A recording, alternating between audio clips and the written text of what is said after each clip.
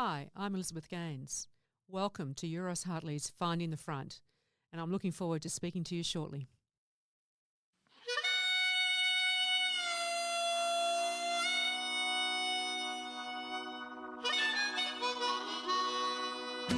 Welcome to Euroz Hartleys Finding the Front, where we get to know the people who front some of Western Australia's leading companies, providing you with real insights into the way they think and approach things, both in business and in life.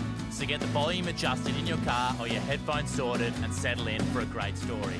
Here's your host, Tim Banfield. Hey everyone, and thanks for joining us for another episode of Euroz Hartleys Finding the Front. It's been a busy couple of weeks for Euroz Hartleys. We hosted our 23rd annual Rottnest Island Institutional Conference, which was a tremendous success and once again very insightful and overall very well received by the large number of institutional clients who attended, most who travelled to Rottnest from the East Coast. And then, on the weekend, we were the premier partner and major sponsor of the 2023 Port to Pub Rottnest Channel Swim, which was a huge day out for some 1,200 competitors and their support teams. Well done to all who were involved, including a shout out to many of our staff who made the 20-kilometre crossing. The weather was behind us and the easterly was certainly appreciated. Well, as you heard at the beginning, it is pretty exciting and really great to have you on board for what is a seriously super opportunity to sit down for a chat with one of Western Australia's and Australia's leading corporate and business leaders, the former CEO of Fortescue Metals Group, Elizabeth Gaines. To give you an idea of Elizabeth's career recognition, for those of you who aren't aware, she ranked second in the 2019 Fortune magazine's Businessperson of the Year. In 2020, the Chamber of Minerals and Energy of Western Australia awarded her the Women in Resources Champion at the annual Women in Resources Awards. And also in 2020, she was awarded Joint Australian Businessperson of the Year by the Australian Financial Review.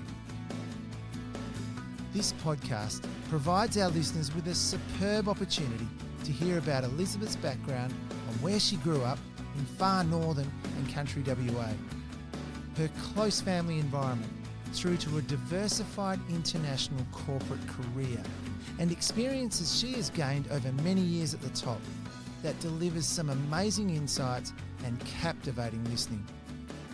There are so many takeaways and perspectives from Elizabeth in this conversation. So without further ado, it gives me a huge pleasure to introduce to Euroz Hartleys Finding the Front, the wonderful Ms. Elizabeth Gaines. Elizabeth, thanks so much for taking the time out to join us on Euroz Hartleys Finding the Front. It's so good to have you here. It's really just absolutely awesome. Well, it's great to be here, Tim, and to spend a bit of time with you. Good on you. So to kick off, and listeners will be familiar with this, I just want to put a little bit of context around your career so that when we dig a bit deeper and we put a bit of insight into your life and your background and what you've achieved, that everyone can follow. And there's a lot to get through, but I've tried to abbreviate it a little bit. So just bear with me. So for the listeners, those of you that aren't familiar with Elizabeth Gaines, here is a brief overview of her well-documented and high-achieving career. Elizabeth is a seriously experienced corporate and business leader with extensive international and diverse experience as a chief executive officer. She led Australia's third largest iron ore miner, Fortescue Metals Group, as a CEO and executive director from February 2018, after joining the executive team as a CFO in February 17. She served on the Fortescue board as a non-executive director since 2013. In August 22, she stepped down from her role as CEO of Fortescue, however has maintained her position on the Fortescue board as a non-executive director and is also Fortescue's Global Green Hydrogen Ambassador. A very exciting role, as we'll find out later. Elizabeth is a former CEO of Hello World and the well-known WA business Heytesbury, a former Commissioner of Tourism WA, and has previously held non-executive director roles with Nine Entertainment, Next DC, Mantra Group and ImpediMed. She has certainly received recognition of her decorated career along the way. Elizabeth ranked second in the 2019 Fortune magazine's Businessperson of the Year, and in 2020, the Chamber of Minerals and Energy of Western Australia awarded her the Women in Resources Champion at the annual Women in Resources Awards.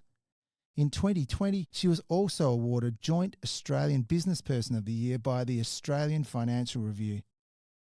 Currently, in addition to her non-executive roles and the Global Green Hydrogen Ambassador for Fortescue, amongst other roles, Elizabeth is non-executive director of the West Coast Eagles Football Club, a member of the Curtin University Business and Law School Advisory Committee, and a member of Rugby Australia's Bid Advisory Committee for the 2027 Rugby World Cup bid, which they won. Wow. Pretty amazing, Elizabeth. One of the key things with our podcast, Finding the Front, is that whilst you've achieved these amazing things, what the listeners really want to find out to start with is just a bit about your background and what shaped you and the people that influenced you and your mentors to lead to what is this outstanding career and clear leadership qualities. So looking into it, my research would indicate you were born in the far northwest town of WA called Derby. That's right. I'm a kid from the bush, from the Kimberley. I'm very proud of it. I love the Kimberley. My parents were living in Halls Creek at the time, so Mum had to fly on Flying Doctor to Derby to have me. So there was no facilities at Halls Creek. So this was back in the sort of mid-60s. So it was a really interesting place to be born. We actually didn't stay there that long. We moved back to Perth, but then Dad was posted to Derby and I went to school in Derby as well. So the Kimberley is a place that I really do love. And I think when I joined Fortescue, the Pilbara as well, I mean, it really gets to you, that beautiful scenery, the landscape, the richness of the Pilbara and the northwest of Western Australia. It's a fantastic place to have spent some of my childhood. Wow. So you were brought up with, you were the third of 4 children and Mum and Dad. Yes. So big family of 6. Busy times? Always busy, and it was always about, us. The kids had to be active. We had to be outside. Mum and Dad had table tennis tables, dartboards, swimming pool table, just things that you had to have to keep lots of kids active. Yeah. And, of course, when we went to high school, we went to Perth Modern School, which was pretty demanding on your time as well. That was 6 days a week. So we were always busy. There was always things happening, and we moved around regional Western Australia. I went to a number of primary schools. And it was a really active time. Tell me a little bit about your mum and dad. I know that they had a really strong influence on your life. So my take on it is your mum was Pat from Bunbury. Yes. And Brian, who was from Boynup, which is not too far away. Yeah. Tell us a little bit about what they did. I mean, your dad was a headmaster. Yeah, so Dad was from Boynup, born in Donnybrook, very keen athlete. He played in the Southwest League for Donnybrook Boynup. When that joined the Southwest League, he played cricket. He was always very active, head boy at Bunbury High School. Right. And he said at the time that he was the youngest of 7 children. And he always wanted, there was a school that he used to pass on the bus on the way to high school.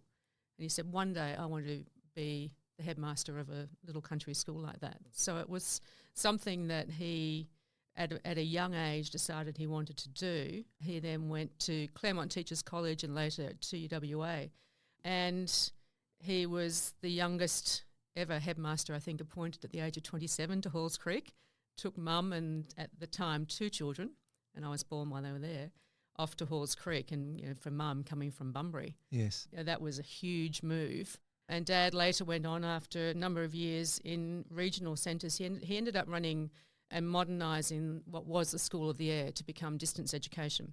So Dad was Director of Distance Education and spent a lot of time working on the importance of education for regional children and worked with UNESCO in Africa and other places and attended conferences, really focused on that strength of regional education.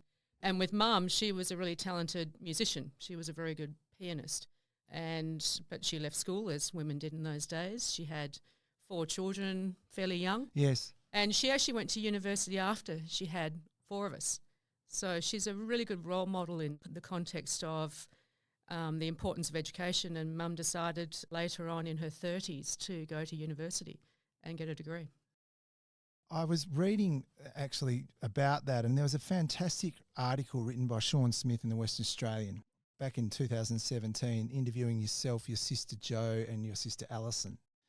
and it was called Capital Gains. And one of the quotes that you said, that it was describing the influence of your mum that she had on all three sisters in terms of studying beyond your initial degrees.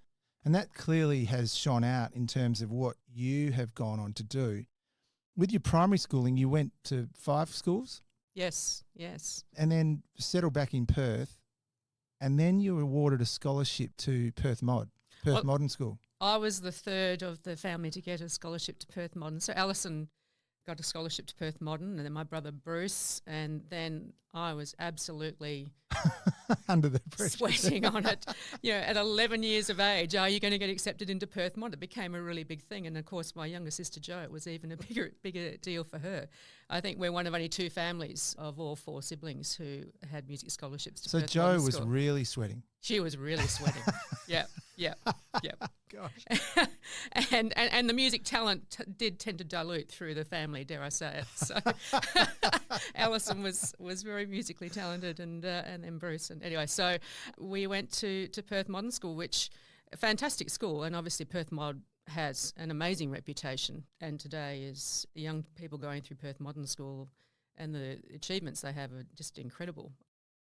It was a great school, but it was a pretty disciplined and tough environment because we actually lived in the hills, and very few people who were in the music program lived around the corner in Mount Hawthorn or Subiaco or Shenton Park. So we were commuting long distances, and you had to go to school 6 days a week because orchestra and band were on Saturdays. So it was a couple of hours each way to get to school, plus we had choir, we had Saturday school.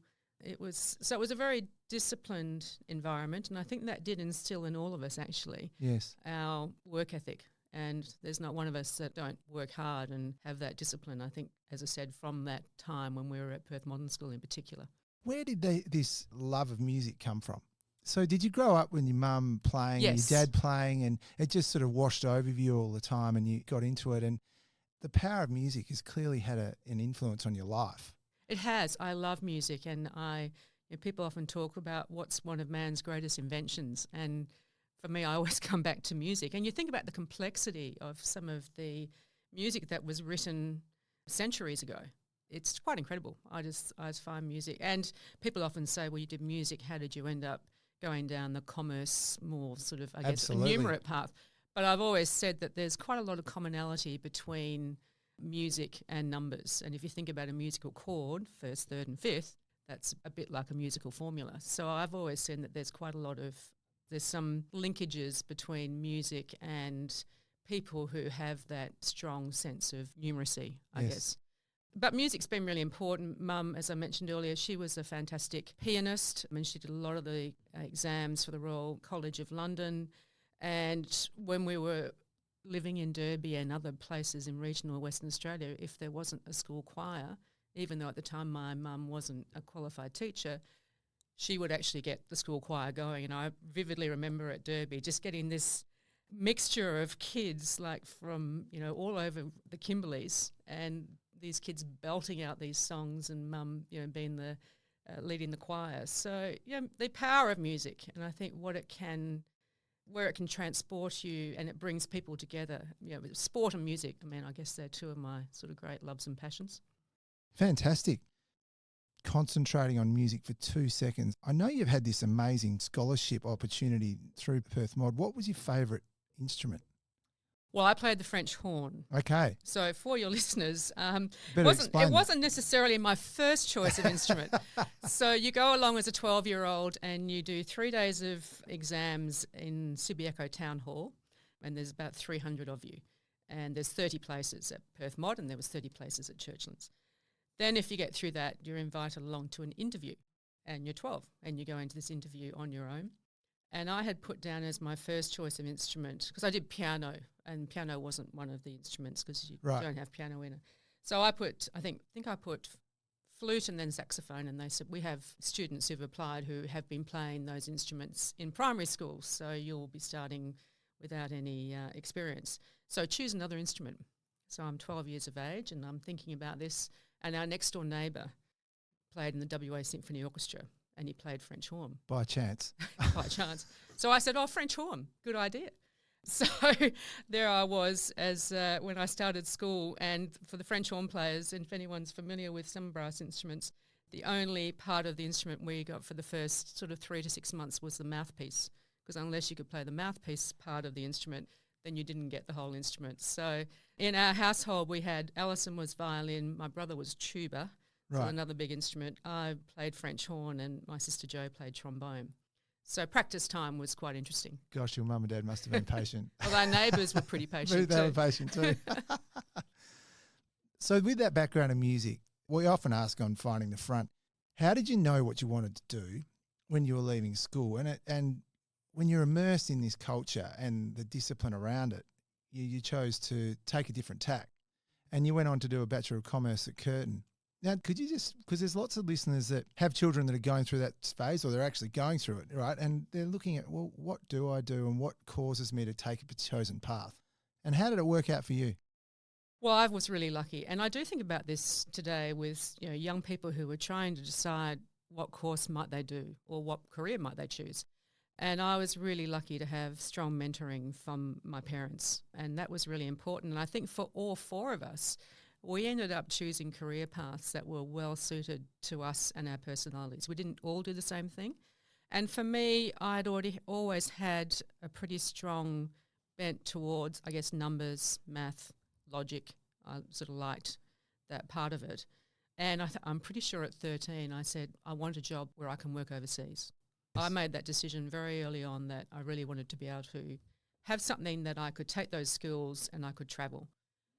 And it was probably more my mother, actually, because she went to university, as I said, later in life, and she did a teaching degree but specialising in business education. So she was actually at high schools and she led the department for, accounting studies, economics and the like. So Mum was a big influence in that regard and really, I guess, mentored me along that path. And for me, that was absolutely the right choice. At one point I thought, well, I'll go to uni and I'll become a professional musician, but then I became much more aware of what that really means. Yes. And there aren't that many jobs, and unless you're the world's best French horn player, which I definitely wasn't, right, that probably wasn't the right career path for me. So look, I feel really fortunate that I had that mentoring, and it really played to my natural skills and strengths, as did my siblings. And so, as I said earlier, I think about that with young people now, and of course the number of courses that you can choose from has just amplified. There's so many different options, and getting that counselling and that advice I think has become more challenging, and that's why career counsellors at schools are really important. Teachers, yes, I think I had some guidance from my teachers about what areas I would be better suited to. So there are big decisions. However, they don't have to be, as I've since seen, I didn't think I would end up doing what I've done. When you embarked on commerce. Yeah, when you embarked on commerce, I just knew that I wanted to have a profession, that I could work overseas, that I could have an interesting career, and that I wouldn't necessarily be doing the same thing every single day. Although I have to say, my first day at Ernst & Young after I graduated, I came home, Mum said, how did it go? I said, I think I made the wrong choice, because I think I sat on a microfiche in the audit, doing the auditing records of Woodside or something for the whole day. And I was thinking, well, that wasn't that exciting. Luckily, I persevered. That's why I studied. You went on, and coming back to your mum and sort of the influence around study after your degree, you clearly brought the two together, work and study, because you went on and did a Masters of Applied Finance at Macquarie Uni. You've done an honorary Doctorate of Commerce from Curtin, and now you're a Fellow of the Chartered Accountants Australia and New Zealand and a member of the AICD, or Australian Institute of Company Directors. How has that evolved in terms of developing you, knowing where you've ended up, the importance of that extra study? Was that pivotal, do you think? I think it is, and I've often said this to younger people, as if you're providing advice or mentoring, is don't expect somebody else to take responsibility for your own career development. You should really take the initiative yourself. So when I went to London, and we'll probably talk about that a bit later, after I finished my chartered accounting, and I was fortunate that I ended up working for an investment bank in London. And when I came back to Perth, I realised I wanted to do some further studies, and I wasn't sure what I wanted to do, but I sort of thought, well, I've had this great experience. I should actually make sure that I invest in myself and that I do some further postgraduate studies. Fortunately, Macquarie were just expanding their Masters of Applied Finance program, and they were offering it not only in Sydney but also in Perth and Brisbane and Melbourne. So I was at the right place at the right time, and it was a fantastic course. I must admit that Masters in Applied Finance, it was tough at the time because I was working full-time and doing my Masters, but it was a really good course, and I think it's been quite pivotal to my later career choices and my ability to work in other situations. So that was really, really key. And so that's, I guess, one piece of advice I would give to those, who might be listening is, if you feel as though you've got a little bit more in the tank in terms of wanting to continue to further your own education, then there are lots of opportunities out there, and it's finding the right one that really does align with your skills and experience to date, but also gives you those new skills and experience for the future. Such a good insight, and it'd be really, really valued. You went into using that sort of skill set. As you mentioned earlier, you went into Ernst & Young and spent 4 years with Ernst & Young. But then I could just sort of detect at some point you went, right, time to pack it in and go travelling, and off you went to Europe. So this next phase, really starts to kick it off when you go to Europe and you end up in London. With regards to what you learnt from Ernst & Young, just if you put that into a little bit of foundation laying, was this really key because it taught you the basics of what you needed to know to go on in life? Yeah, look, the time at Ernst & Young, particularly back then, where you started as a young, you recruited from university, joined Ernst & Young as a graduate, and most of us were put into the audit team or the audit department. Some went into tax and other areas. But the beauty of being in the audit team is one day you would be auditing Woodside and the next minute you'd be auditing the Shire of Marble Bar. So we went from big businesses to little businesses. You got to experience a lot of different industries through auditing. Yes. And I think that actually, because we'll talk later about my career, and I have worked in a number of different industries, but the foundation that I received through those years working in audit were really important, I think, rather than going into one area, let's say banking and finance, and that's it. When I started Ernst & Young, we were actually exposed to lots of different industries, and I think that really gave me the capacity to understand balance sheets and cash flows and what makes a business work, but then looking at those different industries and understanding the areas that are particular to that industry. And the story of the financial statements. Yes. I mean, what it showed you and the story it could tell you out of it. Yep. Balance sheets, cash flows, everything that you see, you actually get a sense for a business. But, to quote Ted Turner, cash is king. Yes. So a cash flow statement tells you an awful lot about a business. Yes. And, we'll talk later about sort of some of my later experiences, but the GFC really, I think, showed that very clearly. And by then I had a lot more experience under my belt. But I do think that those early years at Ernst & Young were really important as a foundation. And I look at my peers who are in my group there, and they've all gone on to have pretty interesting careers as well. And I think we all got a fantastic grounding through that time at Ernst & Young. And I know young people today who have started at some of the big four professional firms, and they're getting very similar opportunities and experiences. It's a little bit different now because they do tend to be a bit more specialised, yes, whereas we were far more generalists, but they do still get fantastic training and fantastic experience. And I often say to young commerce graduates, if you get that opportunity, you should really grasp it, because the chartered program, the training you get through those firms is world class. Yes, very formative. So, Elizabeth, to continue on through this story, it's quite interesting that you ended up in Europe. And just for everyone, I know that when you leave school, you've got these desires to maybe take a gap year. You clearly chose to go into your career, and then you went through and you ended up on a direct flight to Istanbul? I wish it was direct. No. So, no, you're right, though. My younger sister, she did the road to exchange to the US. She decided that's what she wanted to do. I was actually quite keen to get on to uni and to actually get my degree under my belt, which I'm pleased I did. And then obviously chartered accounting came immediately after that. But I did get to that point where I realised I didn't want to do auditing, or these days it's assurance, for the rest of my professional career. So, and I I think there probably would have been an opportunity to transfer to the UK with Ernst & Young, as a lot of my contemporaries did.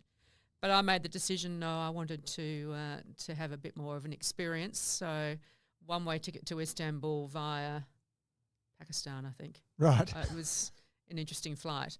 And I went with a friend and we arrived in Istanbul, and I spent sort of 4 months travelling through Europe, and then arrived in London with probably £200 in my pocket, a chartered accounting qualification, thank goodness, and then I had to find myself a job. And that's where it all started. So you end up with Kleinwerk Benson, which is a merchant bank, British merchant bank? Yes, now Dresdner Kleinwort. Right. So a UK investment bank. I went along to Michael Page, like a lot of young accountants did at the time, to say, I'm here, I'd like a job. And there were a couple of opportunities. One of them was with Kleinwort Benson, as it was then. And I remember vividly saying to the recruitment consultant, who are they? What do they do? Yes. She said, oh, it's one of the UK's biggest investment banks. I said, oh, okay. So, and she said, oh, I've got one job here, it's 6 months, and I've got another one that's 3 weeks. Which one do you want to do? And which was the investment bank. And I said, well, I've only just arrived, so I'll take the 3-week role because I didn't really want to commit to the 6-month role.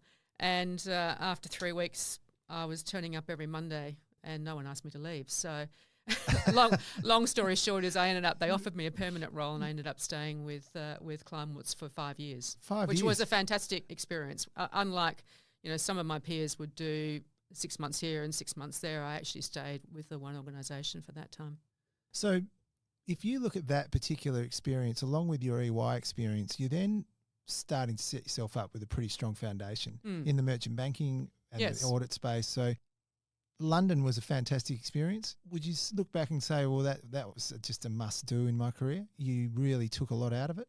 I absolutely. Made such a difference. And the exposure that I had to, we didn't have a lot of big investment banks in Perth, let's face it. And so the exposure that I had to the investment banking world, it was a global business, to treasury, and it was actually at the beginning, dare I say, I'm really showing my age now, of the derivatives market, and got quite involved with some of the team who were really, I think, paving the way for derivatives, how they were going to be traded, how they were going to be accounted for. So it was a really fascinating time. And, we were young, I was young, people were well paid, and I've sometimes told this story. I think it was the late 80s, and of course there'd been the 87 crash, and it was bonus time. And I'd never had a bonus in my life. My bonus was going to work and getting paid. And the team said to me, look, when you go into the meeting, make sure you look really disappointed because it's going to be a bad year. And I thought, oh, okay. I think I'm 24 years old or something. Yeah. So I walk into the meeting and they said, tell them you're really disappointed. I said, okay. So I walk into the meeting and they said, oh, look, it's been a really tough year. This is the management. And they said, your bonus this year will only be £10,000. I'm like, are you kidding? I want to go high five. That's fantastic.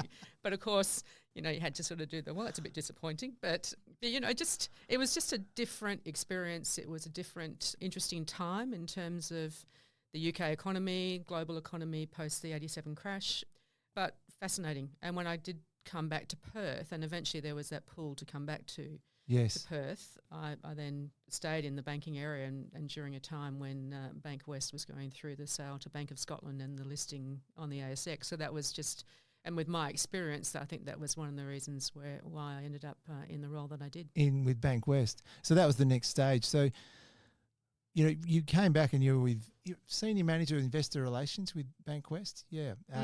And that was part of the float that occurred. Yeah, so I joined around about the time when the government were making a decision with the old R&I that then got corporatised and Bank West. And the decision was, did they list it as a standalone entity or did they sell it as a trade sale? And they sort of took a bit of a hybrid approach where they sold it to the Bank of Scotland in a trade sale. But there was a requirement that they listed it on the ASX and they retained 51%, and there were creep provisions after that. So Bank of Scotland were the parent entity, but it was separately listed on the Australian Stock Exchange. What an experience.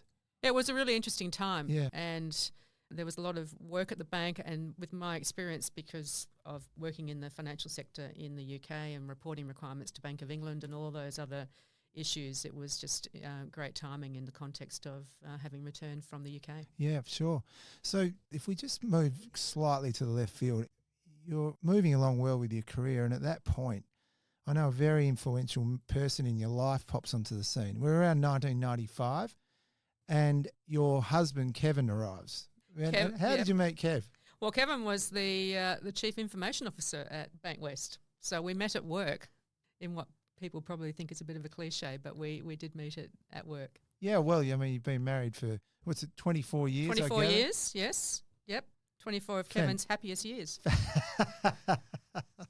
Tell us a little bit about that in terms of how that's unfolded with regards to your career then, because Kev had his own career. And yes. Yeah, it's always a bit challenging when you've both got demanding careers. Kevin, I've got 3 fantastic stepchildren from Kevin's previous relationship, and so we were juggling kids and school and careers. We both had to travel with our work, and later I'm sure we'll talk about Heytesbury, but Kevin came home one day and said, well, now I've got the opportunity to work in the UK in a very senior role. So there I was thinking, well, I've done my 5 years in the UK. I've sort of ticked that box. And then the choice came up, and it was, a choice, but it was a great opportunity for his career. So we made that decision to return to the UK. So, but that, you mentioned Heytesbury, that was sort of happened around that time, wasn't it? Yes. So you joined from Bankwest, you went to Heytesbury. I did. And what an opportunity that would have been. It was, and I mean, a lot of your listeners will be very familiar with Heytesbury, but for those that maybe are less so, it was at the time was certainly, I think, Australia's largest private company. It was a conglomerate of a number of different assets, from construction through to live cattle, wineries, theatres in London, the biggest theatre owner in the West End of London. So a very large, important company, privately owned by the Holmes à Court family. I joined a number of years after Robert Holmes à Court had sadly passed away, but the business was still growing, and it was a really interesting time to be involved in such an iconic West Australian company. So you would have had a lot of interesting experiences. As you say, it's diverse across a range of sectors. You were there for 8 years. It's a long period of time. Yes, and I started in General Manager of Finance, and then I actually was appointed CEO in 2000. Yes. So I was still in my 30s. We'd just sold John Holland to the Leighton Group, and Janet asked me to be CEO, which was a fantastic role, and I loved it. And that was one of the challenges of the decision to go back to the UK when Kevin had his opportunity. And I distinctly remember that discussion with Janet. But after we moved to the UK, I actually still stayed on the board of Heytesbury, and we had a earn-out period with Leighton for John Holland, so I stayed on the board of John Holland as well. Okay. So you went to London. How did that unfold with your career in terms of what was the next step? Because now we're at a stage where you're immersed in it, right? And now you've landed back in London. You clearly know your way around. What was your sort of idea there in terms of next steps? Because I can imagine Kevin was pretty happy in terms of where he was going. What was your next role? Yeah, Kevin's role was busy, and he had to travel to Europe and the US, and we had the 2 boys with us, and we're settling them into school. So for the first 12 months, I actually worked full-time for Heytesbury, and so I'd be on calls every day, and I guess this is before virtual in the way that we know it now. Yeah. But I also travelled to Perth every 4 to 6 weeks. So I was still very immersed in Heytesbury for that first 12 months. But then after that, and by mutual agreement, it was more of a traditional non-executive director. So I was thinking, well, what do I do now? And an opportunity came up to join a company which was about as different to any other business I'd worked for, which was in the media and entertainment space. But it was quite different to the experience I'd had at Heytesbury, which was a private family company that actually we'd been selling some assets to try and, I guess, refocus the business on its core, being largely agribusiness. So we sold the theatres in London to Andrew Lloyd Webber and the Really Useful Group, and we did a number of deals. So that was more about the selling. And then I joined a media company that was listed, full London listing, and was very acquisitive. So we were buying businesses, including quite a large business that we bought in the US. So that gave me exposure to a different industry and to different markets, including the US. And more on the buying side as opposed to the selling side. When you talk about the buying side, so you're referring to Entertainment Rights, PLC, which for the listener is a British well, it was at the time a British multinational mass media and entertainment conglomerate that specialised in TV shows, cartoons, children's media, film and distribution. You're acquiring films and distributing them, or are you... The key to it is in the name Entertainment Rights. It's actually about rights ownership. Right. So we actually owned, and there'll be some listeners who are familiar with these characters, Postman Pat, Basil Brush, a number of really... The great Basil Brush. The great Basil Brush. He used to come into my office demanding jelly beans. So we owned the rights, and once you own the rights, so it's all about intellectual property. Once you actually own the rights, then how you monetize that, whether that's through television or merchandise or books, clothing, apparel. So that was a big part of the business. We did actually also distribute a lot of the Mattel Barbie movies. Yes. So that at the time, this is when video still existed, before streaming. Huge. It was huge. And then the business that we bought in the US owned a lot of other classic characters like the Lone Ranger and a number of other characters. So it was actually about owning those rights. And what I learnt through that time, obviously a lot about the media and entertainment sector, but the importance of intellectual property and how you protect intellectual property. And at the time, digital rights were just emerging. Yes. So that was quite a new area.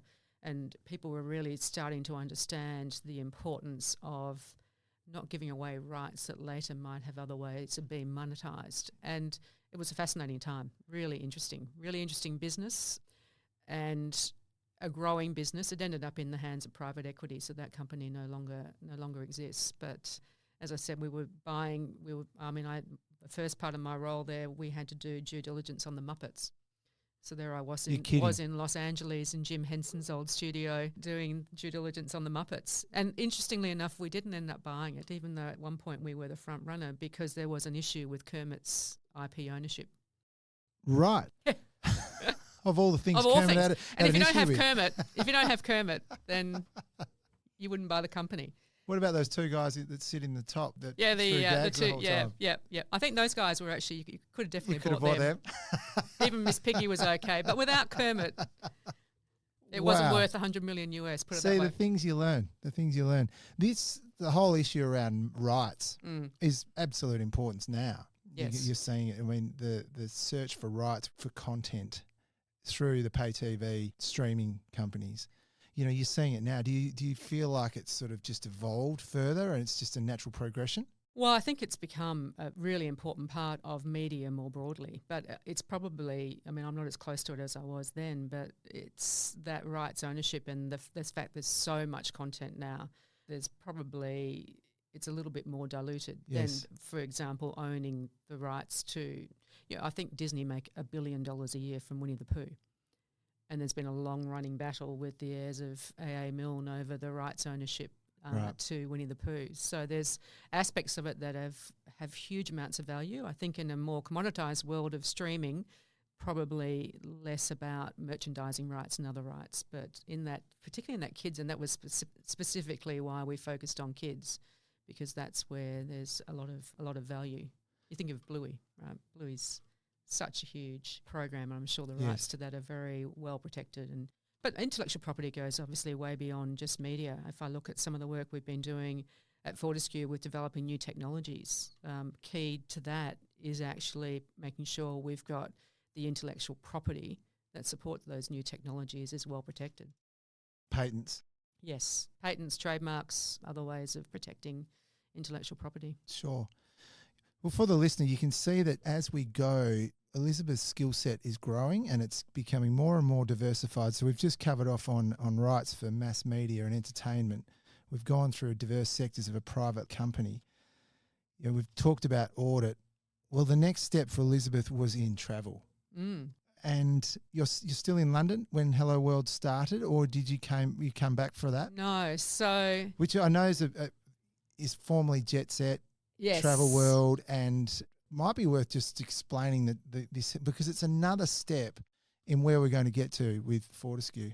Well, it's probably even a slightly broader than just the travel piece. So it was 2008. Kevin and I were still In London, we'd been there for 7 years, and we had a fantastic time. We had a great lifestyle there, and the boys were getting older, and I think James was at university. So I got a call completely out of the blue about a role in Sydney with private equity.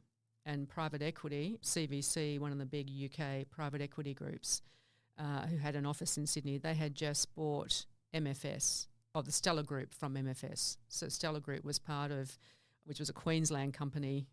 That's a whole story in its own right. But they had bought the Stella Group.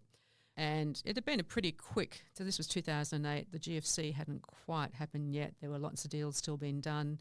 It had been a relatively quick transaction, probably with the benefit of hindsight, not as much due diligence on the business.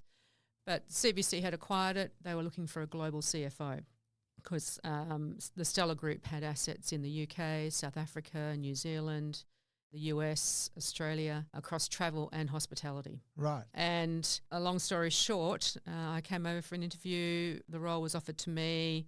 Kevin was supportive of moving back to Australia, although for a year we toed and froed because he was still engrossed in what he was doing. So we had a bit of a commute time.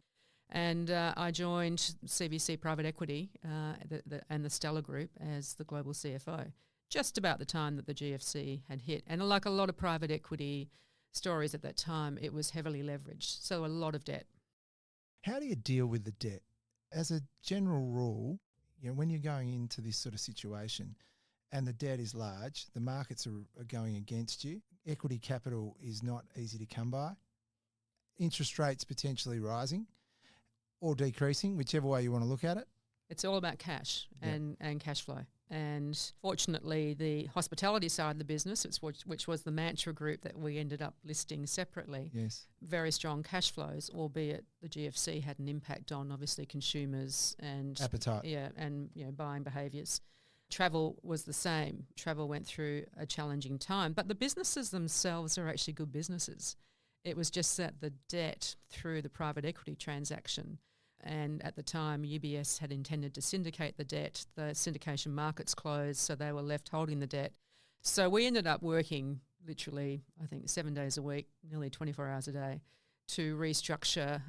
There was a debt for equity swap with UBS, and we did a comprehensive restructure of the whole group, out of which came the travel piece that I ended up as CFO and then CEO, but I was also on the board of Mantra. So Okay. I was sort of across the various private equity interests, really as a CVC, aligned. Appointee. Yes. When you look at Mantra, for example, and the listeners would be familiar with Mantra, they're all over Australia. When you acquired Mantra, was the rollout already in place and the hotel chain Yes, it was. So when CVC bought the Stella Group from MFS, Mantra already existed and actually had a good, really strong management team. The brand existed. I mean, since the IPO, which was 2016 from memory, it's since been acquired by Accor, so it's now part of the Accor Group. But at the time, no, the brand, there was Mantra, there was Peppers, and there might have been a couple of other brands in there, Break Free. So there were a few brands, but it was, a sizable business, and it was an operating business, which was a good thing. And that's why the various businesses themselves are actually strong businesses. And the job that we had working in that sort of group role was to restructure the individual businesses so that they could actually survive and thrive. And we sold the South African hotel business. We ended up selling the UK business as well. So we comprehensively restructured, disposed of some areas that were, non-core and managed to, separate out the hospitality and the travel businesses. So it was a really interesting, and look, travel it's a fascinating industry. It is, you're talking, it's large volume, so the turnover of a travel type business will be in the billions, but the margins are really skinny. Yep. So we were the largest distributor of Qantas product in Australia, so we would sell about $1 billion a year of Qantas product. And so every year you have a negotiation with each airline about how the company gets remunerated from which the travel agents are remunerated. So it's a large and complex industry. How did that unfold as online became more and more relevant and airlines were going direct? Well, that's what's happened over time. And then you couple that with COVID, and that had a real impact on the travel agency industry.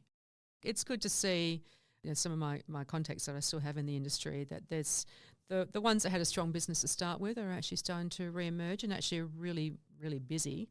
It's one of the challenges how travel agents are remunerated, because the agencies, the airlines are going far more online, and the commissions that they pay get smaller. So it's almost like it should be almost a fee for time and service as opposed to relying on commission structures. But there is a huge service and value add that travel agents can make to people's Itineraries. travels and itineraries. And there's nothing worse than having booked online and been overseas and suddenly your flight's cancelled. There is nobody you can call. So it's a true service industry with people who are really passionate about what they do. Yes. And the strong have survived pretty well. It's a really interesting point you make around travel and the impact of COVID and things like that. When you were on you're a commissioner for Tourism WA, what period were you there? I was there when I joined Fortescue as an executive. I stepped off the commission, so it was probably about 3 years, 2013 or 14 to 17. Okay, yeah. So you were at Hello World for that during that period of time. Yes. So you had really good, deep insight into what was going on the ground in terms of travel. Yeah, and I think I was living in Sydney at the time, but obviously had a strong West Australian and East Coast perspective, and I thought it's always a good thing when you're in Western Australia to get some of those perspectives from the East Coast and being part of the industry and the perspectives of the agency communities. So it was an interesting time, an interesting role. It's a really important organisation here in Western Australia, and it's good to see that tourism is strengthening post-COVID. What do you see, Elizabeth, as, and this is a little bit of a side note, but what do you see as important for WA to strengthen that tourism element? That the direct flight into Busselton is clearly going to help. Direct flights into Rome, London. But what else can we do? Well, I think we have to invest, and with organisations like Tourism WA, you have to invest in marketing, because travellers have so many choices, and the marketing spend of some of the state bodies like New South Wales and Victoria far exceeds Western Australia. Right. And so there is a real push, and a lot of this money is spent overseas, so we may not necessarily see it here domestically, but there's real push to get travellers to come to those states. West Australia's got so much to offer. We're a very vast country, and we all know that. I think, if I had my way, we'd probably have a couple of additional international entry points. So if you think of Queensland, yes, you can fly internationally from Brisbane, Coolangatta, Cairns. We don't have the same flexibility. So for someone in Asia who's only got 4 or 5 days of holiday, to fly to Perth to then fly to the Kimberley is a big commitment. We have such fantastic natural assets, both natural and, we think about Optus Stadium. And we mentioned earlier about the Rugby World Cup in 2027. The visitation that's going to bring, if we get some of the really big games here, is huge. We've got the best stadium in the world, and capitalising on that from a tourism perspective, because when people come to visit or to watch a game of sport or attend a concert, they'll stay and they'll spend money and they'll travel around the state, because it becomes one of those things that if you've come all this way, you want to be actually able to do a bit more. And participate in what it has to So we've offer. got the opportunity, I think marketing the state and investing in marketing Western Australia, as always, and I'm sure many would agree, that the more we can do, the better. It's really maintaining and increasing our exposure. Mm. Yeah. Exmouth Airport sounds like a good idea. Is there a vested interest there, Tim? A little bit. So that brings us to a really interesting point in time in your career, because you're CEO with Hello World and you're on the board of Fortescue. And then you decide after a period of time, which is about 7 years, decide it's time for a change, and you're looking for opportunity outside of Hello World in essence. How did it unfold with Fortescue? So how did the opportunity with Fortescue come along in terms of joining as a non-exec? And then this is the start of a really fascinating piece of time that I'd just love to get some insights into. Yes, so in 2013, the Fortescue board was going through, I guess, a period of renewal, and all credit to our chairman and founder, Andrew Forrest, who actually recognised this growing trend towards needing more diversity on boards. I think in 2013, if you looked around corporate Australia, there weren't that many women on boards. There's been a big push since then. But Andrew deliberately had said to the search consultants, give me a list of women. And the search consultants that he was using at the time was a local West Australian firm, Gerard Daniels, Lloyd Smith, who many people would probably be familiar with. And, this is, I often say to people, when you have a job, how you get the job's important, what you do when you're there is important, how you leave a role is just as important, because Lloyd had appointed me into a role a number of years earlier, which when I left, I had contacted him and I had a discussion with him. And whilst I was working in the UK, Lloyd had visited the UK and we'd stayed in contact. So, yes, early 2013, or maybe it was late 2012, I remember distinctly driving down Spit Road in Sydney on my way home, and there's a call from Lloyd, and he said, look, I'm doing a search for directors for Fortescue. Would you be interested? And I'd followed Fortescue, a fantastic West Australian company. And I was at that point of time really thinking about the next stage of my career, which at the time I thought was going to be a non-executive director with a portfolio. And so I then met Andrew. So it's quite timely. It was quite timely. I then met with Andrew. Andrew, he likes to understand the individual, and he met with Kevin as well. He likes to understand that alignment to the values of the organisation. So long story short, and then I met with a number of other directors, and I joined the board in 2013 as the first female non-executive director, and followed not that long thereafter by Sharon Warburton as the second female director, and now we're a majority female board. That's a testament, as I said, to that sort of commitment to diversity, which has been a hallmark of Fortescue and Fortescue's success. So I joined the board, and then I did make that decision to leave my CEO role with Hello World and pursue a non-executive director career. And I joined the board of Nine Entertainment, Next SC, a number of other boards. Yeah. And that was all around that period of time. Yeah, and I was yes, it was all around that period of time, and I was enjoying that, and it was a busy portfolio. And I loved Fortescue, I guess, was in some respects my first love because of that strong culture, the values, the people. Nev Power was the CEO at the time. Andrew was obviously the chairman. And then must have been 2016, late 16, I remember Nev calling me and saying, well, Stephen Pearce, the CFO's resigned. Would you help me find a new CFO, as in be part of a subcommittee? I said, absolutely no problems. Long story short, eventually the role was offered to me, and that was a pivotal decision as well about, whether to go back into an executive role, because I was enjoying the non-executive portfolio and I hadn't been thinking about another executive role. But after a bit of, and we were still living in Sydney, so this was about a commitment to move back to Perth, and we talked about it and made the decision that I would accept that offer, which I'm so glad I did. But the reason I did it is because of the people, the values and the culture of the organisation. And as I said, I wasn't looking for another executive role, but that very strong alignment with my own personal values, it was an opportunity that was too good to pass up. You mentioned values. I just wouldn't mind expanding a little bit on that, because you've mentioned it. My research around the Fortescue way, the values are inherent. They come through. Yes. Loud and clear. It's an important part of the fabric of the organisation. And it's those words like humility, integrity, safety, family. Can you just tell us a little bit about that and how that resonated with you when you started? Yeah, the values are something that some organisations talk about values. I can't think of an organisation that doesn't say that they have a vision statement or values. But sometimes, and it's not always the case, but it can be a poster on the wall next to the one that says wash your hands frequently. Yeah. At Fortescue, the commitment to values was weekly town hall meetings, engagement with people. We would go to the Pilbara as a board. I was a non-exec at the time.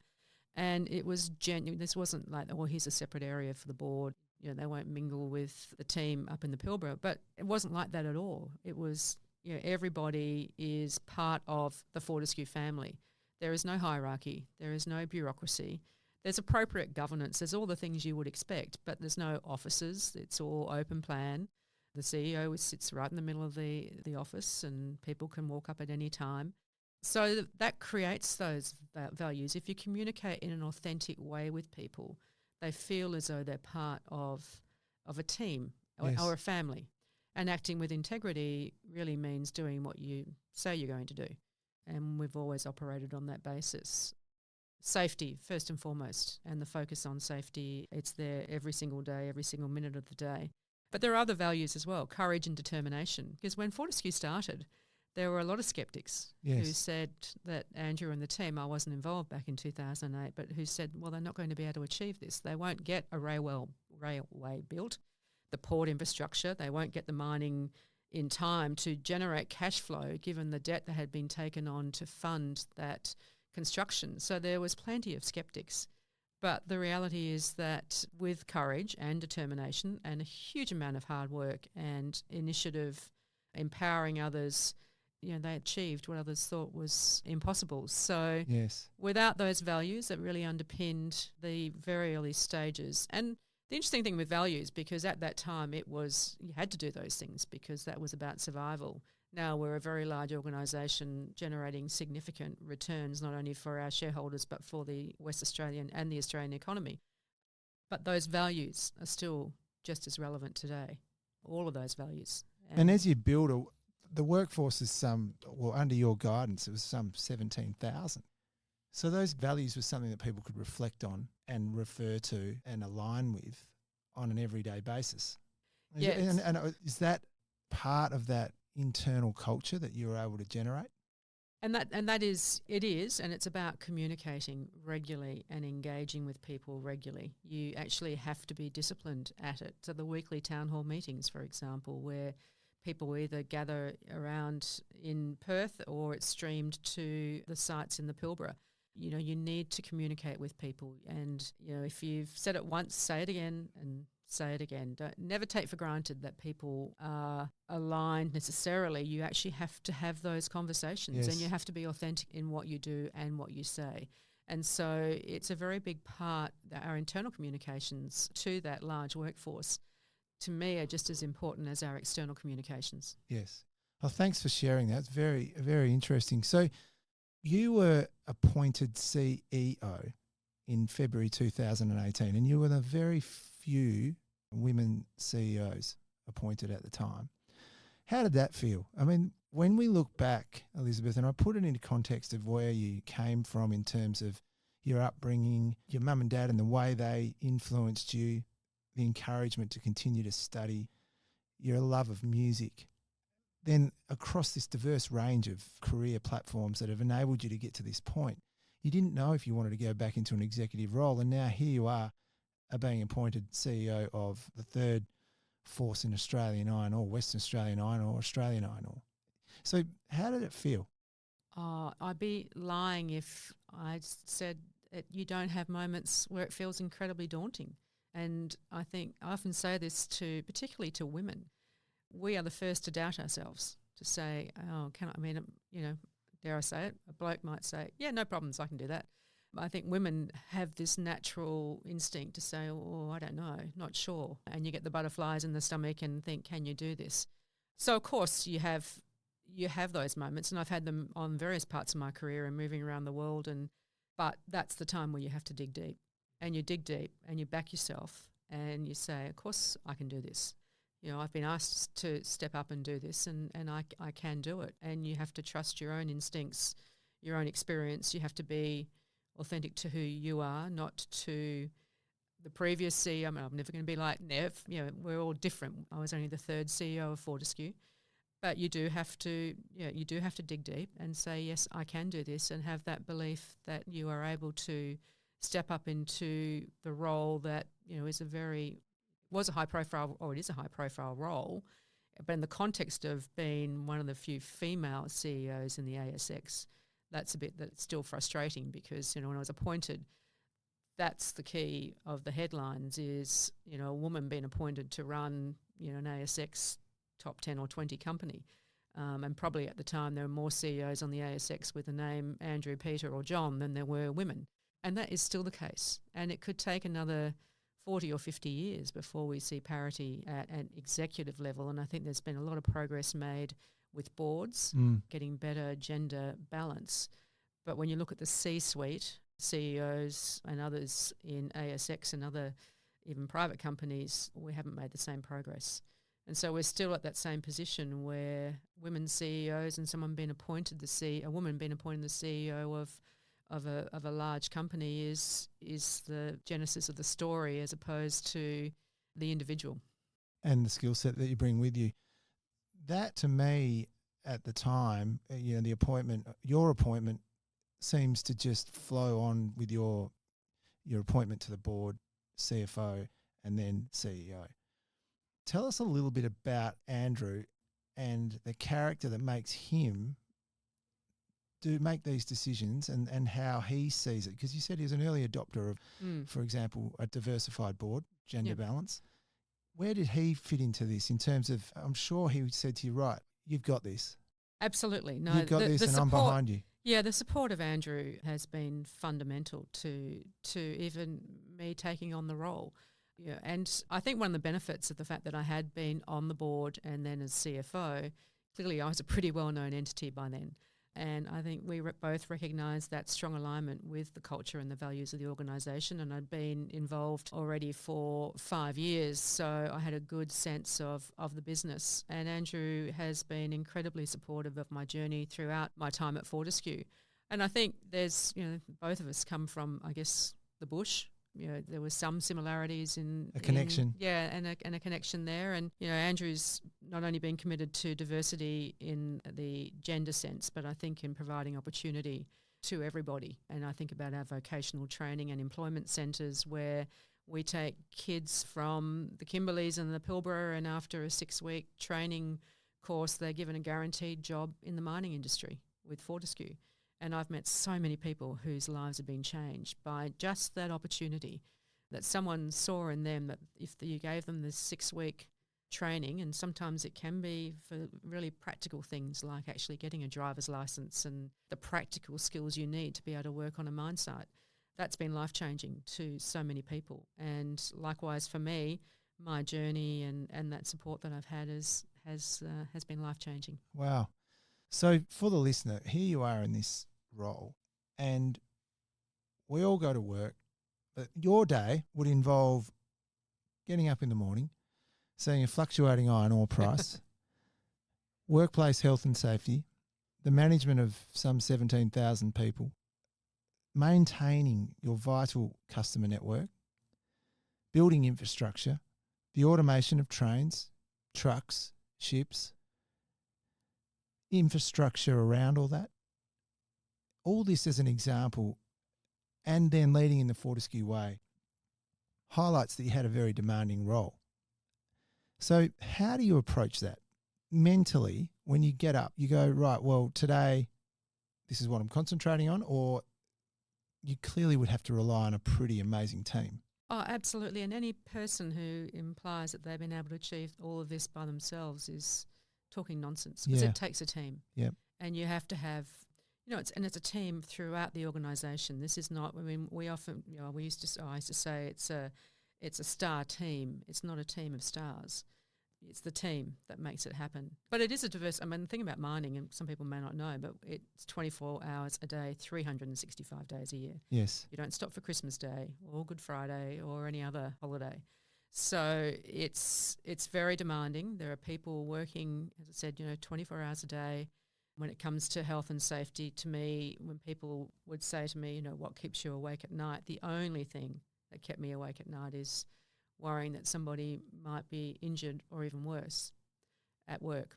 And so, safety is the priority. The rest of it, you just have to get across lots of different things, and you have to be prepared during a day to be able to focus on a customer meeting, or it could be dealing with something to do with autonomy, dealing with the markets, and then there's the investor relations piece, so the road shows. It's a very demanding role, and that's why you do need fantastic people around you. Yes, yes. Technology played a bigger part as you went through your time. Tell us a little bit about technology in terms of, the automation side, but where is it going from here? It is hard to believe that we're at a stage where you've got a desk of computers, people driving these trucks that are automated. So how's it going from there? Well, it's interesting. You know, I often say that West Australians don't appreciate what we have here. We are the most innovative in the world in mining. People talk about Houston as being the centre for oil and gas innovation. Well, Perth is absolutely the centre for innovation for the mining industry, and there is no other centre like it. And autonomy it's improved safety. We were the first to adopt autonomous haulage. That's basically trucks and big trucks without drivers. Yes. And we now are autonomous across our mining operations. So these trucks are operating 24 hours a day. You get better productivity and efficiency because you don't have to stop for lunch breaks and other breaks, and you get better safety outcomes because it's fully autonomous, and so there's no kind of human error. But the great part about autonomy that we found is and going fully autonomous for haulage meant that did impact on a large number of jobs because we had people driving these trucks. Yes. 24 hours a day, not working shifts, not No. actually driving 24 hours. Yes. So we had to take the workforce on a journey with us. And I think that's the thing about innovation and technology. It's about people at the end of the day. So we didn't make anybody redundant as a result of taking drivers out of the trucks. What we did is we retrained and we reskilled people, and we provided them with those opportunities. We held career nights at all of our sites when people were actually on shift and they could see the other opportunities. And you're right, now we have a whole team here in Perth who are operating mining equipment thousands of kilometres away from here in Perth. That'll be ship loaders, trains, trucks. And the future is that I think autonomy will continue to play a significant part, as well as artificial intelligence. We're going to see haulage trucks that are autonomous, as in sort of moving material rather than just over longer distances. And of course, we'll talk a bit later about the energy transition, which is that's the next phase of technological development. But there is no doubt that whether it's autonomous drills, the work we're doing in that area, and that improves the safety performance from drill and blast, which is incredibly important.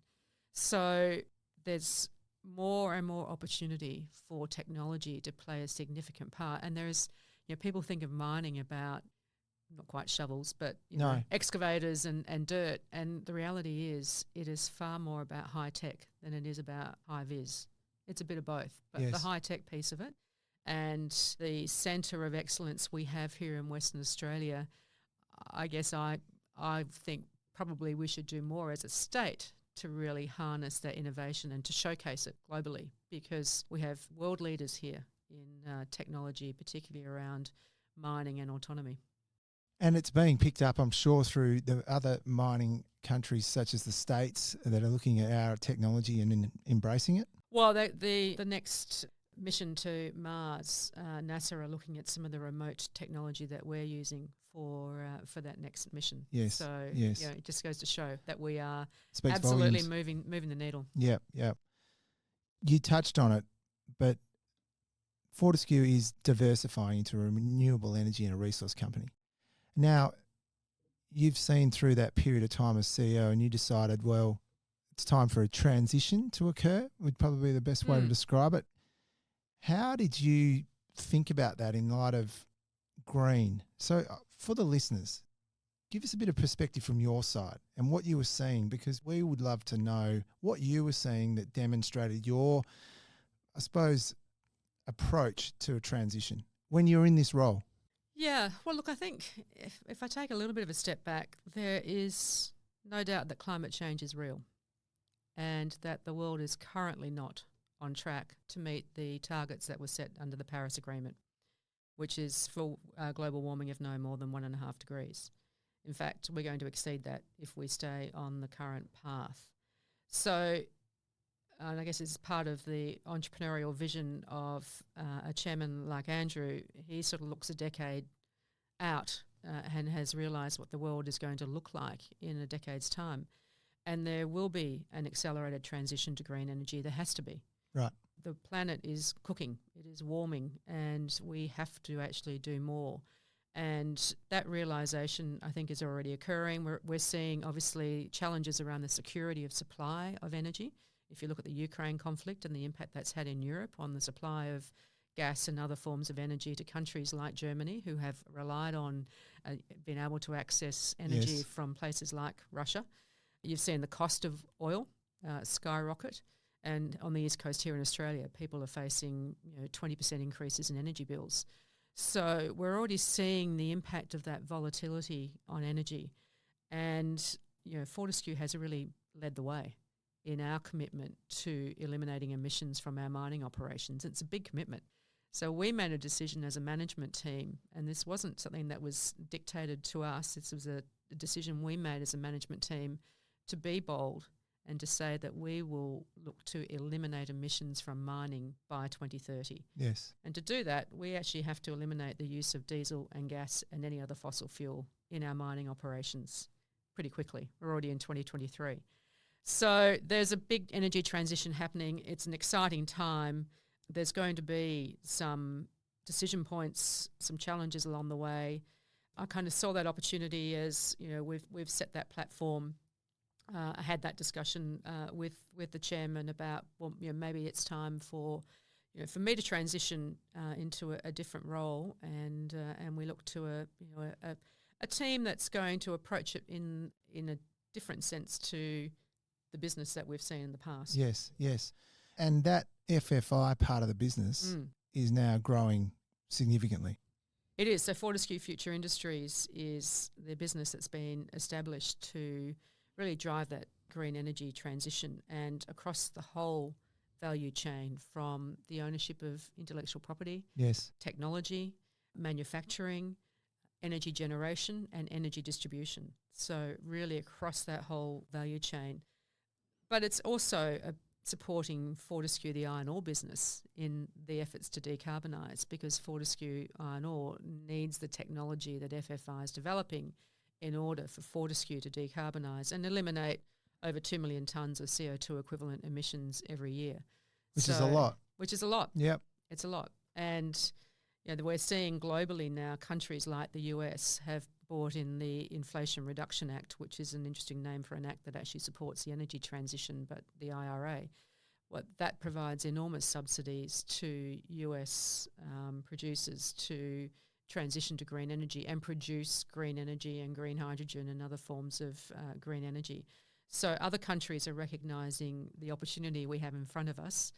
Fortescue has led the way here domestically, and we're always hopeful that governments here will be more ambitious and will provide even greater support to that energy transition, because it's a very big opportunity for Australia. We have enormous renewable energy resources: sun, wind, water. We have all of the makings for a significant green energy market, and I often compare it to iron ore. And if you think about the value of iron ore and what that contributes to the West Australian economy and that export market that's developed over a number of decades, you look at LNG and the economic benefit we've had from that. Well, green energy will be that next major export market for Australia and certainly for Western Australia. Yes, yes. Goodness me. It's just very exciting when you look at the opportunity set there. Elizabeth, you made the decision, and I just couldn't help but look at the press conference. It looked like I got a little bit emotional there when you had to step down. A lot of good times and great experiences and loyal friendships, and obviously came to the fore. Yeah, look, I think if you work anywhere where you give so much of your time and energy, if that doesn't matter to you and it doesn't have an impact on you, then why are you doing it? Yeah. Quite frankly. So when people sort of say, well, you can get emotional about things, well, that's because you care about it. Yeah, absolutely. If you didn't care, then you just say, see you later and I'm out the door. And of course, that wasn't the case. But that was December 21 that we announced it. But then I was in the role for another 8 months. So, it was for me back to business as usual as we went through that transition process. So you look, it's an amazing organisation. I'm privileged that I'm still involved. That's the way I think about it, is that I'm very fortunate that I still have the opportunity to make a contribution, and it can be a bit unusual for a former CEO to go back onto the board as a non-executive. But I'd like to think we're on a journey, and certainly with energy transition we're on a journey, and that I can still make a contribution. Well, you certainly made a contribution to your time at Fortescue in the roles that you had. I think since just looking at it from February 2018, the Fortescue share price rose significantly from around $5 to the high teens. You are now a non-exec. You've been appointed to the role of Global Green Hydrogen Ambassador. But I think what was interesting when you look at some of the commentary around when you stepped down, the AFR in July, Fortescue Metals Group Chief Elizabeth Gaines is going out with a bang. With just a month to go before she leaves the top job, Gaines has delivered another quarter of record iron ore production, another annual production record, and a third consecutive year of production above guidance. You talk about your chairman, Andrew Forrest. He gave you such a glowing tribute. Elizabeth is one of Australia's truly inspiring leaders. We're grateful that she has accepted the critical role of ensuring the world understands that green hydrogen, green ammonia, green energy and all of its products are combined, the only practical, implementable solution to global warming that can be delivered in a commercial, highly sustainable basis. Elizabeth's depth of character, leadership, global integrity and respect is appreciated by Fortescue's executives and fellow directors. Not surprising they wanted you back on the board. Andrew's very generous. And of course, listening to about the records, I mean, again, that is the team. The records that the business managed to continue to achieve is down to the efforts of everybody right across the organisation. There are people working in hot, dusty conditions doing 12-hour shifts in the Pilbara right now, and they're the people that deserve the credit for those operational performance. Well, shout out to all those people. Quite a remarkable performance and quite a remarkable result over that period. I just want to now move on to some sort of general questions. And it all relates back, but it's quite a talking point that the strength of the Australian iron ore sector has been keeping us going through what's been a pretty challenging time, particularly when you look at the COVID period. I would love to just hear what do you think around the impact of that on the Western Australian economy, the Australian economy, and its role in our country, and then overlay that with this perplexing China debate that's going on, because they are incredibly important to us at the same time as is our iron ore sector. So how can you explain that to the listener? Well, we're a trading nation, and that's the bottom line. Australia survives on trade with other nations. Probably a little known fact that people don't quite realise is that the most valuable piece of infrastructure in Australia, by any measure, is the port of Port Hedland. The value of iron ore that is exported through the port of Port Hedland far exceeds the value of any other exports anywhere else in Australia. So that is our most valuable piece of infrastructure from an export sense.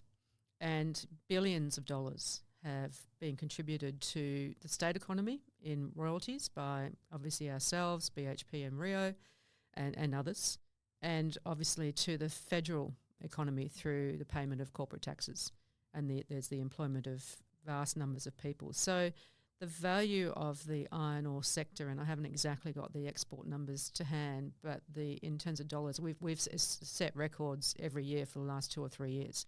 It's no surprise that the Western Australian economy has fared much better than any other economy globally, and that's actually just Western Australia because of the strength of the iron ore sector. And we all worked really hard, and I think as an industry we demonstrated the best of our industry when we came together during COVID to make sure that we could continue to meet the requirements of the government around quarantining and border closures and the like, but we also managed to keep our production operating without any impact at all to production right across the industry. And we did that as an industry. So that really shored up the WA economy and the Australian economy. And most people sitting on the East Coast have very little appreciation of how much the mining sector more broadly, but particularly the iron ore sector, has contributed to the strength of the Australian economy. So it's critically important that we maintain those strong relationships and those strong trading relationships. And China's been a very strong trading partner with Western Australia in particular. Yes. And I know the Premier is about to visit China, and before COVID he'd been there 4 times since he was appointed Premier, and I think that demonstrates, whilst there may be a slightly different approach from Canberra, I think the West Australian government has appreciated the strength of that trading relationship. And the reality is that the Pilbara produces over 60 or 70% of iron ore that's exported into China. China relies on that supply of iron ore. we are pretty much iron ore central here in the Pilbara. Yes. So that's very important. And in early 2020, January 25th, actually, just before Australia Day, there was a terrible tragedy in Brazil where a tailings dam collapsed with a significant loss of life. And that actually took 90 million tonnes of global supply of iron ore out of the market.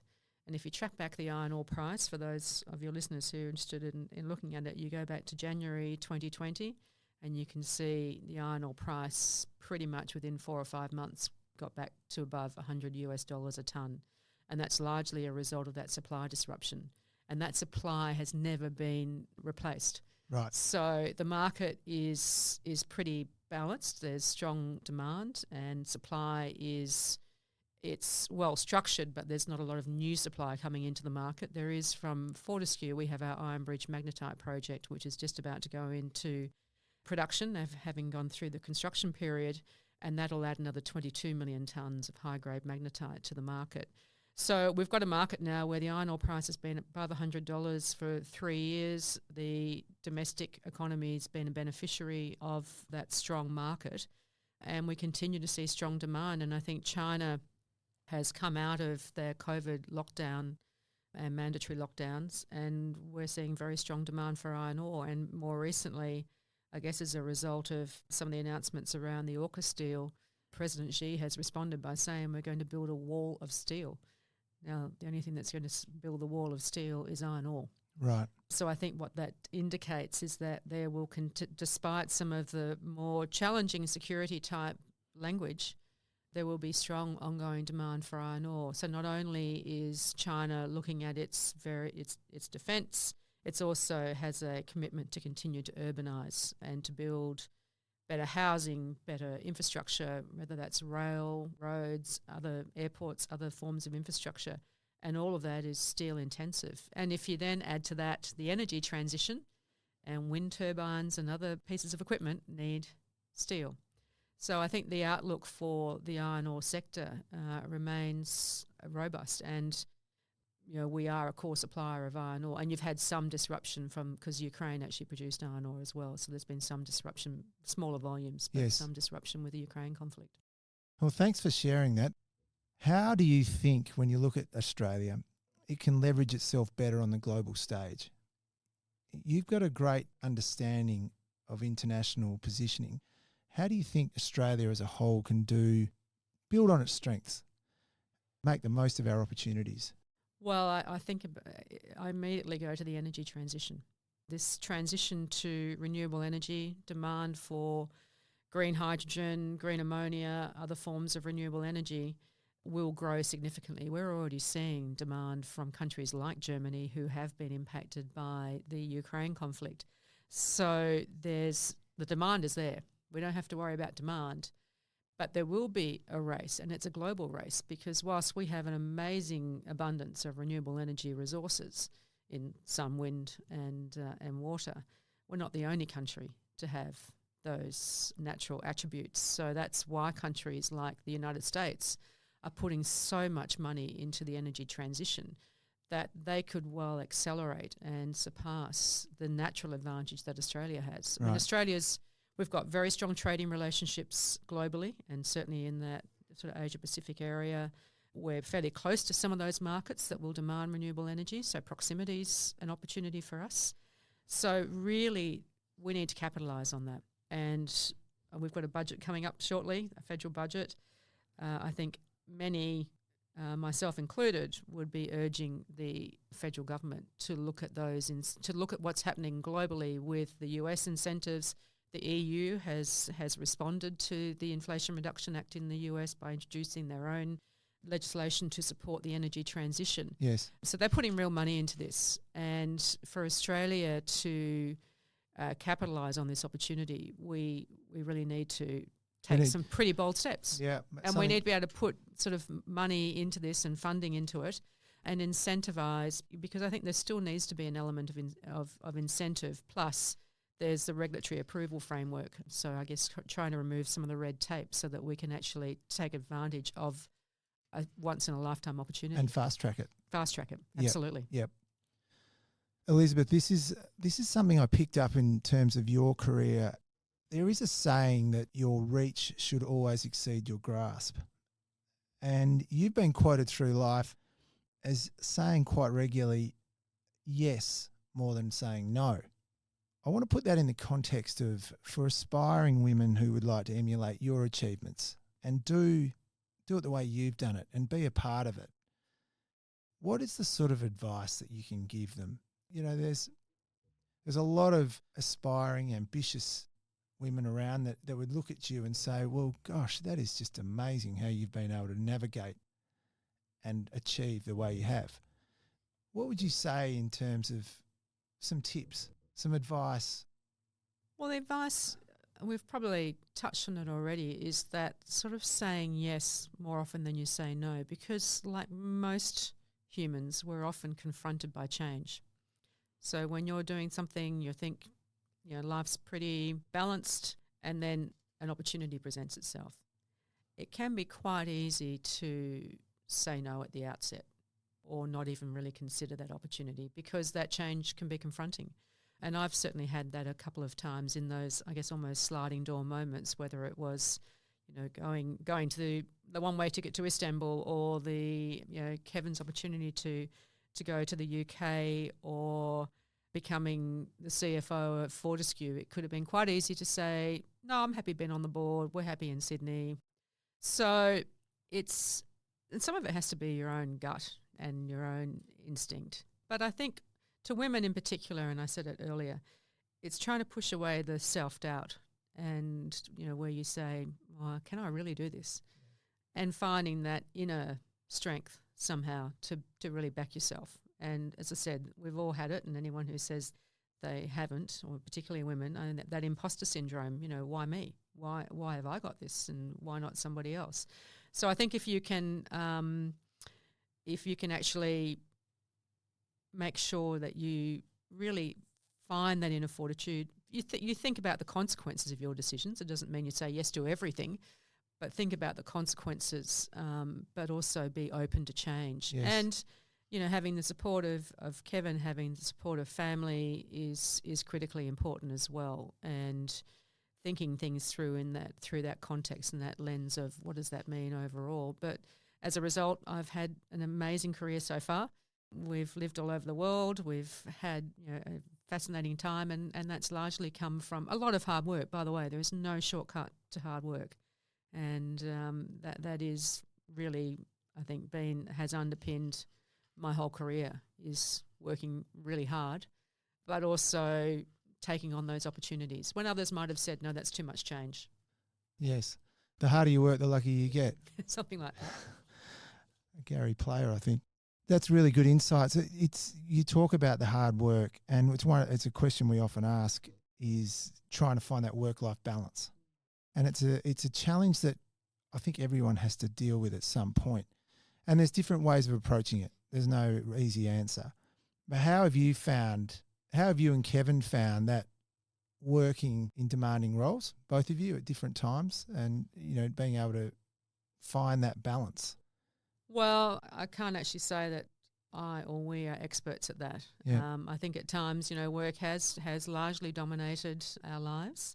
But, we always tried to make sure we carve out time. Until recently we had a place down south. So every second weekend we would aim to get down there. We try to, it's those sort of short little breaks away, I think, that help to provide you with some balance. I think when it comes to the day-to-day of a working week, that was probably more challenging actually. And Yes. trying to fit in exercise, for example, getting up at 4:45 in the morning and doing that, it takes quite a lot of discipline, and I did it, but it's, that's always a bit challenging. But you do have to carve out some time for yourself. Yes. And, the occasional bit of travel, which we like doing. And one of the fortunate things now is just having a little bit more time to be able to focus on some of those things as well. And for me, being outdoors, fresh air, beach, nature, that's sort of, for me, is good for both my physical and mental health. Yeah, absolutely. Well, so it brings us to today, and I know I'm very conscious of time, and you've been very generous with that. Today, you are still very busy, as much as you sort of have probably dropped back a notch in terms of busyness. But I was just looking through. You're a non-exec director of Fortescue. You're the Global Green Hydrogen Ambassador for Fortescue. Non-executive director and deputy chair of Greatland Gold. Non-exec director of West Coast Football Club, which discussed earlier. You're a member of Chief Executive Women, the Curtin University Business and Law Advisory Council, the Victor Chang Cardiac Research Institute's Board of Directors. Fascinating. Yes. Absolutely amazing organisation. Yep. Yep. It's a brilliant organisation. They've established a relationship with UWA here in Perth. So last year they were looking for a Perth-based director, and I was delighted that the chairman asked me to join the board. Congratulations. They do amazing work. Yeah, unbelievable. A member of the Rugby Australia's Bid Advisory Committee. I mentioned that earlier, but we were talking pre-going on air, but this advisory committee is quite phenomenal. I was going through the members. Sir Rod Eddington, who's chair, the 25th Prime Minister of Australia, John Howard, Sir Peter Cosgrove, Australian Olympic Committee President John Coates, member of the World Rugby Hall of Fame, John Eales, Australian rugby great Gary Ella, Hamish McLennan, who's chairman of Rugby Australia, and Australian Tourism, Olivia Worth. That must be a lot of fun. It was actually, now that we've won now the bid, you've the bid, exactly. It's sort of the committee's, our job is done. So maybe we might get together again pre-2027. But we've won the bid, and it's fantastic. It's a great opportunity for Australia to host a World Cup. And not only did we win the bid for the Men's World Cup in 27, it's also for the Women's in 29. So and the visitation that's going to bring to Western Australia and Australia. Look, it was, as you said, amazing board, and there's a lot of rugby royalty on that board. When Sir Rod Eddington called me about it, and you sort of think, well, what can I add? But I do think having a West Australian voice, and certainly I was always the one to, when they're talking about where games are going to be played and what marquee games are going to be played, and advocating with the West Australian government as well that we need to support this bid, and we actually need to try and get as much content as we can here in Western Australia, so that we get those visitors from the UK and from all the countries around the world, and that they come here to Western Australia, they see what a fantastic place West Australia is, and that they spend time and obviously money, which contributes to the Western Australian economy. So it's going to be an exciting event when it happens. Oh, well, congratulations to the committee on the getting awarded. It's just fantastic. It's great. And how have you found, I mean, you're not really dealing into the depths of rugby here. It's more about the bid for the cup, but being on the board of the Eagles and looking at rugby as well, have you seen any sort of synergies or? Well, I think what you see is there's the sport element of it, which is so important, and yes. It's the professionalism and the discipline of the sport element, but there's also it's the business side of a club. If I think about the West Coast Eagles, for example, it's a club that's been in existence for a long time now, decades, and it's an incredibly strong club, both financially, and then we've got the most members of any club in Australia. So, that's the strength of both of those organisations, and the West Coast Eagles in particular. It's just a reminder that, it's the culture of the organisation, and so there are so many similarities to what I've actually done in a business sense. Yes. When you see these organisations, and, if I can make a contribution and through being on the board of the West Coast, then I'm absolutely privileged to do so. Fantastic.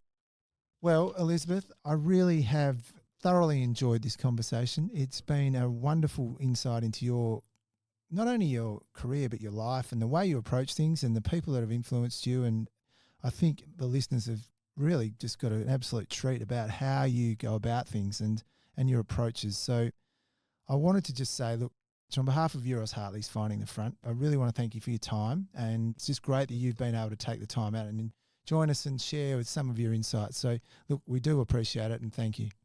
Oh, thanks, Tim. Great to spend some time with you as well. Good on you. Thanks again, Elizabeth.